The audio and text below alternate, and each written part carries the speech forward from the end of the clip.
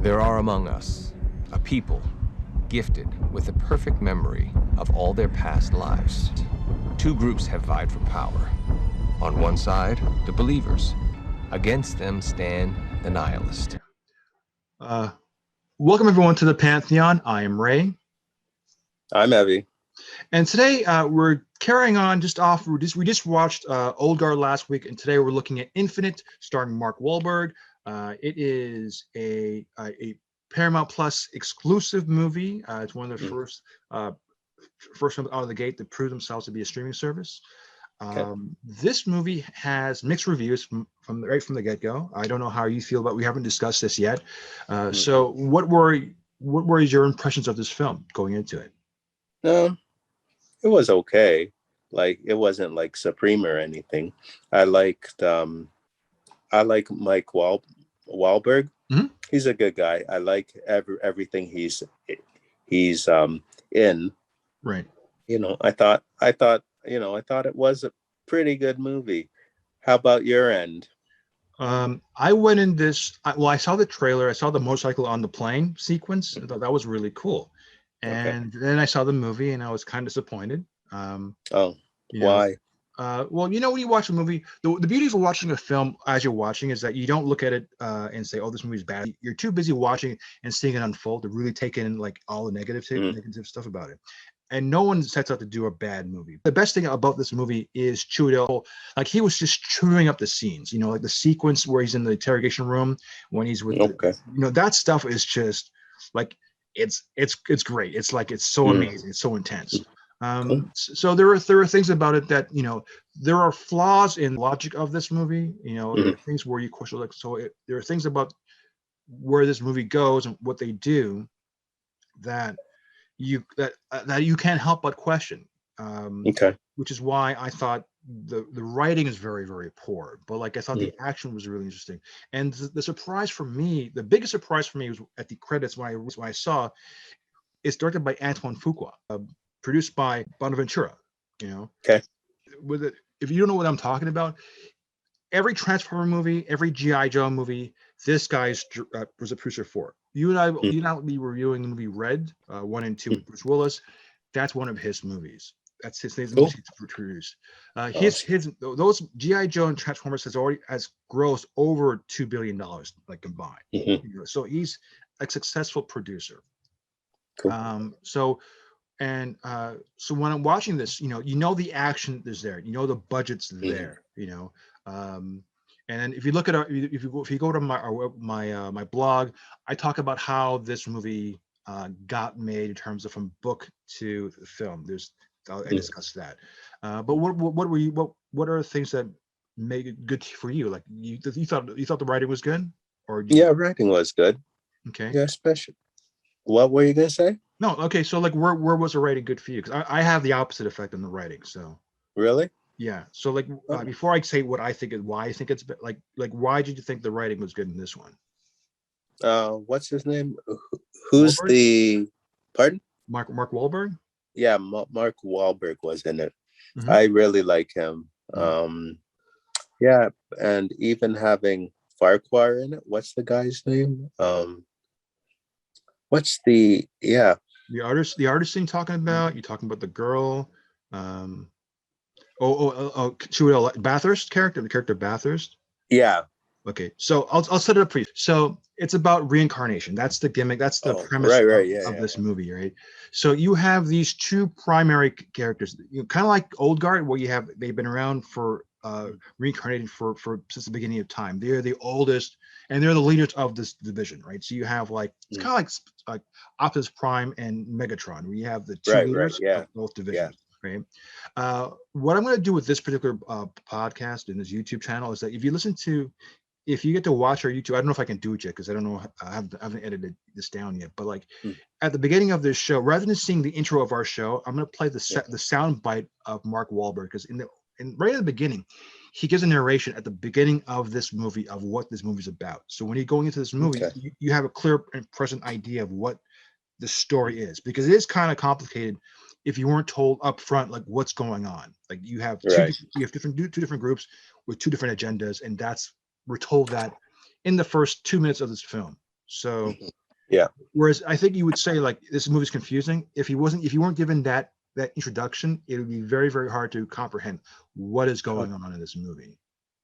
Well, did you want to like rewatch it and then talk about it tomorrow too, or what do No, you no, think? I watched this movie 3 times. Okay. Oh, okay. Wow. So, Cool. okay. So, like, sorry, go ahead. So you were saying, so where does this movie really, like, so how's the writing solid for you in that sense? Where was it good?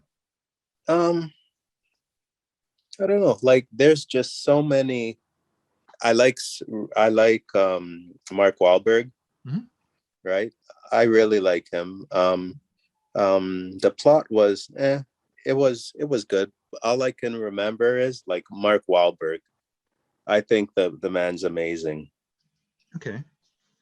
Yeah, Right. yeah, yeah, yeah. I like the man. Are you there? I'm still here. What do you think about the Okay. artisan? Jason Jason Mantzoukas' character, like he's the guy who flies the plane at the end. Oh, That okay. character. I like it. Mad scientist. Mhm. I kind of think of I don't know, Falcon. Oh, Anthony Mack. Yeah, Okay, yeah, Mackie. Sorry, yeah. Anthony Mackie. Pardon? Anthony Mackie from Falcon Yeah, Winter yeah, Soldier. Okay. yeah. I like him. Kind of just reminds me of him for some reason. Yeah, not bad. I want to, it kind of reminds me of him for some reason. Okay. So, All right. yeah, yeah. Okay. All right. Can you give a summary of this movie, or you want me to give a summary of this film? You can give a summary if you like. Okay. So this movie, as I mentioned at the top, is about reincarnation. At puberty, your memories, all your memories are you gain all those memories back, and you're able to have knowledge of your past lives. But because he's had like surgeries in his head, he's been on medication, and he thinks he has schizophrenia. That information is kind of jarred. So he has memories or skill sets of his past, but doesn't know how he's got it, and he can't really control it. And that's how they're able to find him, because he was once a Japanese swordsman. He crafted a blacksmith. He's able to create a 16th century Japanese Hanzo sword. And Yeah. that's a rare antiquity. So there are things in this movie. It's really cool. I mean, that sequence where he makes the sword and uses it in this drug deal gone wrong. It's pretty cool. Yeah. I think Jason Mantzoukas, who plays the artisan, is amazing in this movie. I think Lem from Game of Thrones, Yeah. he's pretty tight. And I think the way it's shot, the visuals, like the car chases and everything and stuff with Dylan O'Brien in 1985, before they jump ahead to the future, is really cool. There's a big car chase at the beginning, which is really, really cool. And those are the positives. Okay, now here comes the negative. The negatives kind of outweigh the positives in my personal opinion, but like you can stop me and challenge me whenever you like on this. Okay. Keep going. Okay, so Dylan O'Brien is Heinrich, who is the character of Mark Wahlberg's character. So we see in 1985, the whole thing is about this MacGuffin is egg. So the whole thing's about trying to save the world from the premise of this whole thing is saving the world from annihilation. Okay. Right. I think Dylan O'Brien had more action and more intensity in that car sequence than Wahlberg had in the whole movie. Like Wahlberg to me just kind of felt like he's just like kind of too relaxed in this film, a little too calm.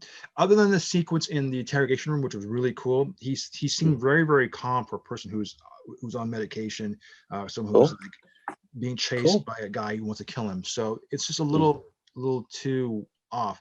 I don't know if he was delivering it, if his delivery of performances was intentional or whether he's just walking through it. I mean, it just seems a little off.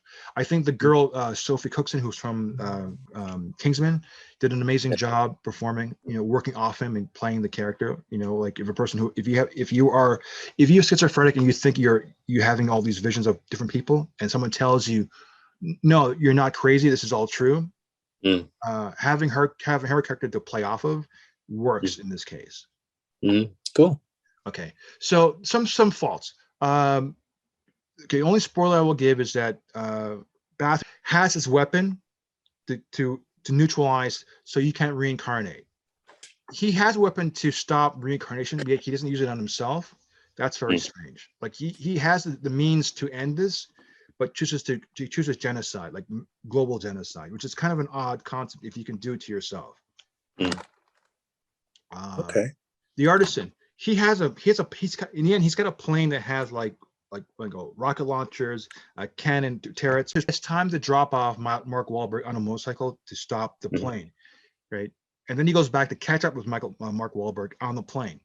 He could have shot the plane down before he even took off. Yeah. Instead, he drops the motorcycle off and then goes helps the girl out. The girl's insignificant. She could reincarnate if she gets killed. But like he could have like stopped the plane before he has like weapons on this helicopter to take out the plane. That was something I was like why didn't he not use that then? So there were some things in this movie that you could have, not, it could have done. They don't explain like the logical flow of this. There's some things about it's a little off. That's just a couple of things. I'll stop it there. But like, there's a few things in it in terms of the flow. I kind of did question. So the drug dealer part was pretty cool. How it was a sequence of gunpowder. How like how many times you have to bend metal to make a samurai sword or Hanzo sword. So that's really, really cool. I mean, though he has a trip where he's on top of a ledge, and he's in China, and then he jumps onto a car on his back, was a little strange. Rathus can walk into a police precinct, and he has complete control of the situation, right? Right. The law, the government enforces. He is above it all. He's so rich and powerful, or has so much connections that he runs the law enforcement. Right. He gets walk on in and into the interrogation room, like with Neo, and do whatever he wants. He pulls a gun on him and does a Russian roulette with the items. Yeah, and that's really cool because that whole sequence is one of Elijah Trudel's like big sequences. Like he's full out like going for it, just straight out having fun with the sequence. And then so that reminds me of that movie. And that reminds me, that's the Matrix. The whole sequence how they're both the one, like how he's like the speech he goes about like how people are like man is like a virus. That whole dialogue in the Matrix, he has a monologue too where he says, "I get the memory while I'm in the womb." So being trapped in the womb for 8 months, being self-aware for 8 months, every time he has reincarnates. It's like a torture for him. So that whole thing about humanity and how he hates it it's almost on verbatim the same kind of context. Oh wow, yeah. So that's deep. So that I thought that was amazing, and just I think the writing is really cool in that sense, and then just the intensity of where he's coming from is cool. Now the execution of not killing himself the way he knows how to do it, I question. Okay. And wow. And also too, like so we learned there's about 500 infinites. He's captured about 250 in this little cube. He's able to stop them from reincarnating. How they figure out freeing them? There's the idea of how to free the infinites.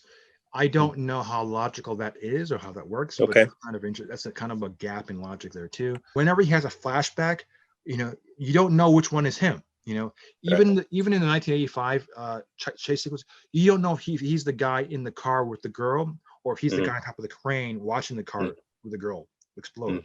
So you don't even know, like, whenever they do the like you can't. It was like Quantum Leap where we have like you see him as Mark Wahlberg but in another body. That would be more easy for us to follow through with it. I think it's more confusing because whenever you have the like a previous life flashback, you don't know who the characters are. You're right. Yeah. So it's very confusing to try and pinpoint who is who in these little 8 sequences. It's jarring. So these were the little things that I'm like, because and also to the rules, like the girl is the girl always a girl in every reincarnation? Is that how it's going to be? And so like it's just kind of off. And also Bathurst is always a person of minority in every single sequence, whereas Mark Wahlberg's character is a person who's always white. So I don't know if that's intentional or not, or if that's just how unfolds, or it's just for the sake of the movie. It's not clear. So it's not defined in some details, like what the rules are of reincarnation. Mm. Are you Oh, back wow. as you're female? Is your gender always the same? Like Mm. do you You're come right. back, Yeah. do you come back as an animal or is just humans? Is that how it is? Mm. Yeah. Mm. Wow. You made me think again. Yeah. Made me think again. Cool. So I like you in the fact that you kind of make me think another way. right. Like I have I might think one way, Mhm. and then you come along and Say, how about this? And how about this? exactly. Yeah. And if Nothing you're not, wrong with that, man. no, but like that's the whole point. It's like the getting the idea is like, okay, this is the movie when you watch it, and then okay, Hmm. well these are the ramifications of said action, or this is like, Hmm. okay, well this is kind of cool, but like if you do this, then why doesn't this happen? Like Yeah. okay, and then here's the thing: the MacGuffin is okay. So I mentioned Ventura because Bonaventura because he does the Transformer movies. This also you Mm. can want to do a double feature. Reminds me of Transformers: Age of Extinction because you have an Okay. egg like that movie Right. where if the egg blows up, it destroys the world. Yeah. Yeah. Yeah. It's the Okay. exact same thing of this movie. You have an egg that blows up the world. So in terms of like Yeah. getting copyright for the story, they're not infringing anybody. Cool. Right. So that's the MacGuffin. I mean, the point of it is to save everybody, but the way they go about it is kind of like I can question some of it. Some of it has gaps in logic, like I mentioned. Like he can shoot the plane down from a helicopter before it even takes off, but Mm. it's actually dropping in the helicopter, right? Which eventually catches up the plane. Mm. The time it takes them to drop off the helicopter and to do all that stuff, the helicopter couldn't meet the plane even before it left the runway and blow it out the sky before it even takes airborne.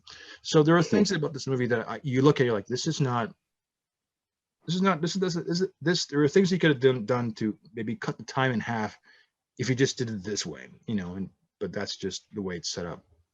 Oh, But okay. but again, as you're watching it, as it unfolds, you're not thinking of these mistakes. You're like, oh, it unravels. So there you go. Yeah, you brought this into my brain. Mhm. So yeah, you know what? After this, or maybe later on, like tonight, I'll probably just rewatch Infinite again.